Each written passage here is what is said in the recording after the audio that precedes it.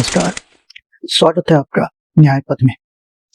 हम भारतीय साक्ष्य अधिनियम पढ़ रहे थे और आज हम ये जानेंगे कि एविडेंस की जगह पे एक जज अपनी पर्सनल नॉलेज इम्पार्ट कर सकता है। जैसे उसने मीडिया में कुछ देख लिया, उससे उसने कुछ परसेप्शन बनाया और वो उस हिसाब से ट्रायल में अपने उस नॉलेज को यूज कर सकता है क्या?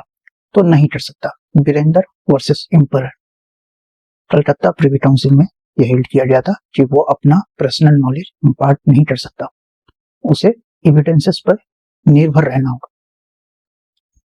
प्रीतम Singh versus state of Punjab 1956, इस केस में ये हेल्ड हुआ था कि वेयर द जज become a prosecutor then accused has all right to cross examine him as a witness। Evidence act जो है वो लेट्स फॉर आई है, मतलब it is always the place of trial, जहां ट्रायल होना है वहां का लॉ लगता है। जहां पे कॉज ऑफ एक्शन हुआ है वहां का नहीं, जहां ट्रायल होना है वहां का लॉ। भारतीय साक्ष्य अधिनियम के स्कीम की बात की जाए तो ये 4 पार्ट में है। इसमें 12 चैप्टर है। पार्ट 1 प्रीलिमिनरी है, जिसमें सेक्शन 1 to 2 है। पार्ट 2 जो है रेलेवेंसी ऑफ फैक्ट्स है, यहाँ सेक्शन 3 से 50 तक है। पार्ट 3 जो है ऑन प्रूफ, ये सेक्शन 51 से 103 तक है। पार्ट 4 है production and effect of evidence, ये 104 to 170 तक है।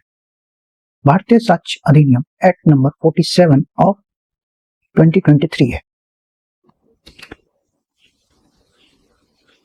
अब किसी भी सेक्शन की जो हेडिंग होती है उसे सेक्शन का प्रीएम्बल कहा जाता है, और ये बात केस में भी हेल्ड हुई है, देवीदास वर्सेस एमआर चंद 1927 प्रिवी काउंसिल के केस में। तो ये था भारतीय साक्ष्य अधिनियम का स्कीम।